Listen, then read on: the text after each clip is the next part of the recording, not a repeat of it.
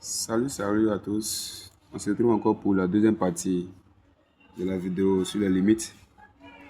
Donc, on était à la troisième limite que nous avons calculée la séance passée. Donc, maintenant, nous sommes à la quatrième. Donc, la quatrième nous disait que la limite, calculer la limite quand il tend vers plus l'infini de sinus x sur x. On voit que cette limite n'a pas de limite de référence à l'infini. C'est plutôt en zéro que nous avons limite de référence. Donc, qu'est-ce qu'on a? Lorsque vous demandez de calculer la limite à l'infini d'une fonction trigonométrique, il faut opter à l'infini d'une fonction trigonométrique, il faut toujours opter pour qu'on appelle pour le théorème de gendarme. C'est-à-dire, il faut chercher à encadrer. Ça va? Donc, on sait que quoi? On sait que pour tout x appartenant à R, on a sinus x est compris entre 1 et moins 1. On peut opter aussi pour le théorème de... On peut passer par la variable absolue aussi, c'est pas grave, mais ça c'est encore mieux aussi.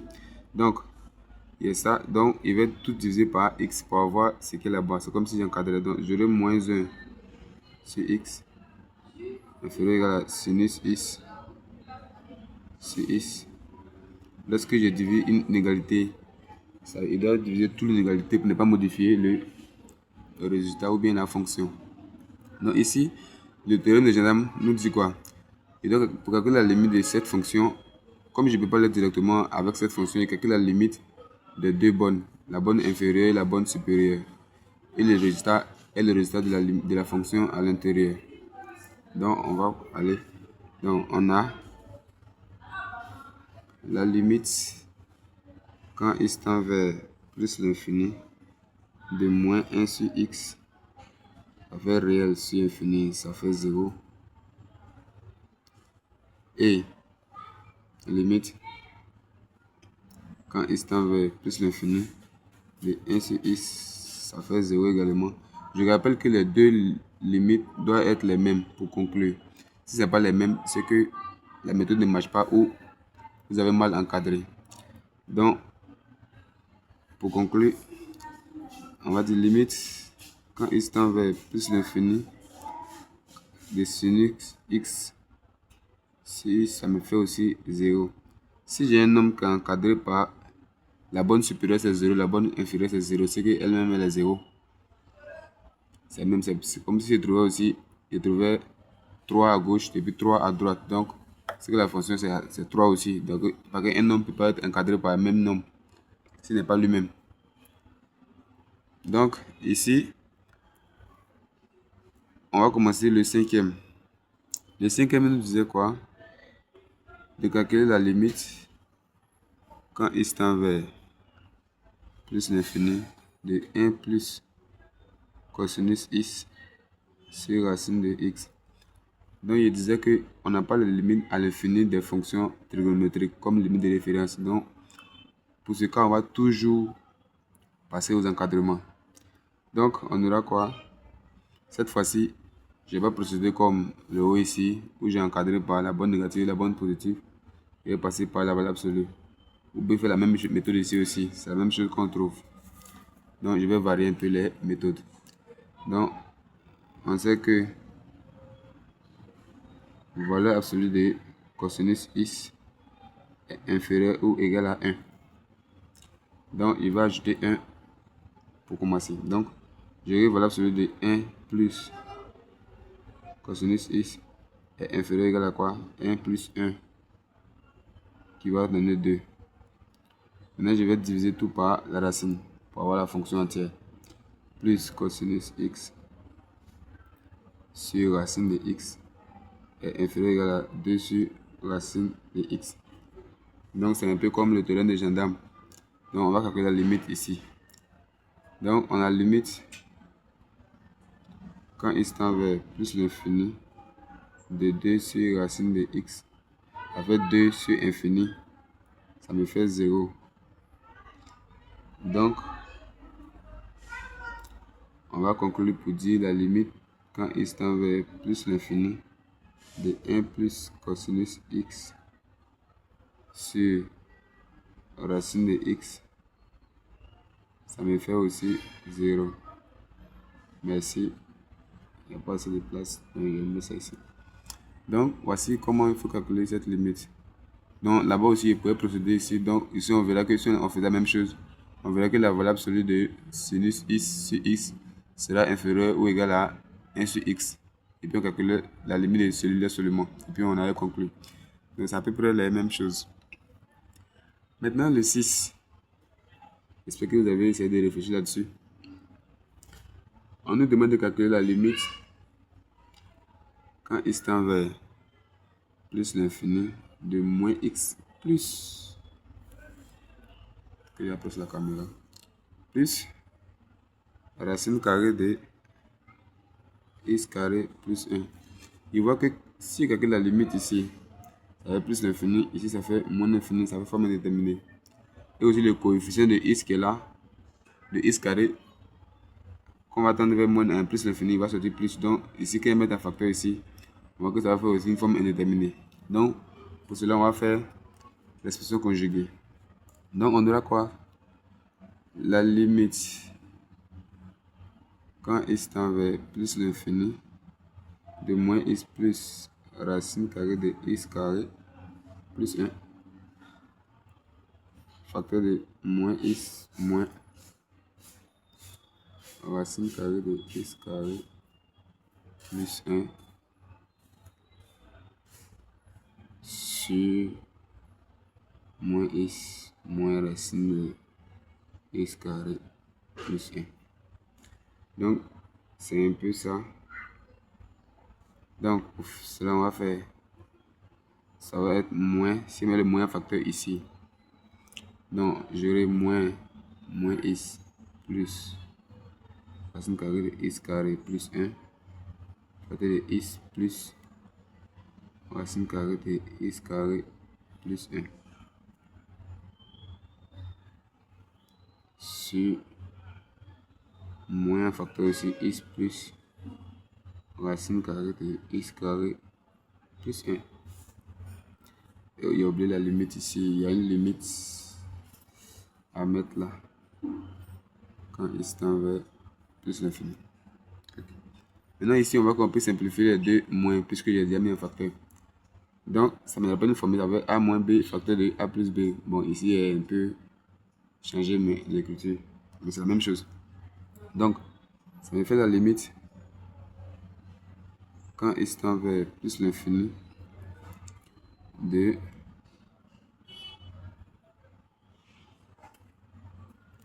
la racine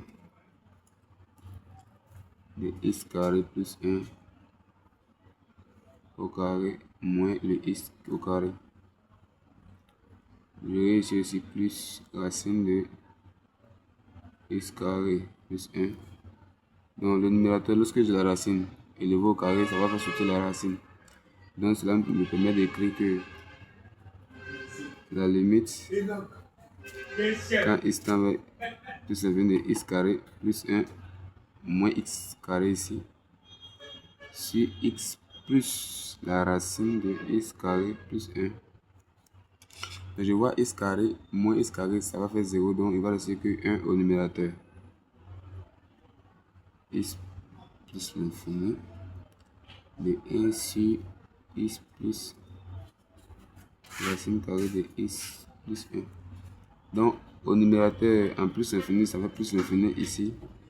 Et racine carrée de tout ça, ça me fait plus l'infini. Donc il y a plus l'infini plus l'infini, ça c'est pas une forme indéterminée. Donc du coup au numérateur, j'ai plus l'infini. Et au dénominateur, j'ai plus l'infini. Et au numérateur, j'ai 1. Ça me fait réel sur infini. Ce qui me donne 0. Car limite quand x tend vers plus l'infini de x plus racine carrée de x carré plus 1, ça me fait plus l'infini. Donc la limite quand x tend vers plus l'infini de la fonction qui est moins x plus racine carrée de x carré plus 1, ça me fait 0. Merci. Donc pour le dernier calcul, on avait la limite quand x tend vers 2 de 3 moins racine carrée de 4x plus 1 sur x moins 2. Je vois que ici, lorsque je remplace ici par 2, ça me fait 4 fois 2, 8 plus 1, 9. Ça me fait racine carrée de 9 qui me fait 3. 3 moins 3, ça fait 0. En haut, en bas aussi, ça fait 0. Donc, ça me fait 0 sur 0. J'ai encore une forme indéterminée. Donc ici, pour enlever les déterminations, il faut opter pour l'expression conjuguée du numérateur. Donc ça me fera la limite quand x tend vers 2 de 3 moins racine carrée de 4x plus 1 facteur de 3 plus racine carrée de 4x plus 1 sur x moins 2 facteur de 3 plus racine carrée de 4x plus 1. Donc ici j'ai a moins b facteur de a plus b. Donc ça me donne a au carré moins b au carré. Donc j'aurai 3 au carré moins racine carrée de 4x plus 1 au carré sur x moins 2. Et vous ne conseille pas de développer le numérateur. Si vous développez, les calculs vont vous fatiguer. Donc ici ça me fait la limite quand x tend vers 2 de 9 moins 4x moins 1. Ça va. Donc, j'aurai x moins 2 facteur de 3 plus racine de 4x plus 1. Donc, ici, il y a 9 moins 2, ça me fait 8. Donc, ça me fait la limite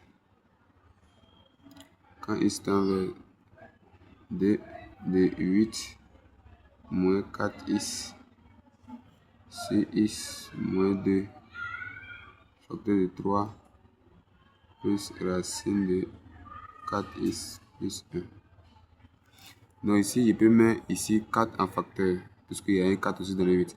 Donc, ça me fait ici, quand x tend vers 2, de 4 facteur de 2 moins x sur, je mettais sur x moins 2 facteur de 3 plus racine carrée de 4x plus 1. Maintenant ici j'ai 2 moins x au lieu de x moins 2 pour pouvoir faire une simplification. Donc je vais mettre un moins en facteur ici et là on aura le même nombre. Je vais moins 4 ici, ça me fait x moins 2 sur x moins 2 facteur de 3 plus racine de 4x plus 1. Donc ici, puis simplifier là et puis là. Donc là, maintenant j'ai la limite quand x tend vers 2 de moins 4 sur 3 plus racine carrée de 4x plus 1. Donc là, je peux remplacer maintenant la limite. Donc ici, ça me fait 4 fois 2, ça fait 8 plus 1, 9. Racine de 9, ça me fait 3. 3 plus 3, ça fait 6. Donc j'aurai moins 4 sur 6. Donc lorsque je simplifie, moins 4, ça me fait moins 2 tiers. Conclusion, limite,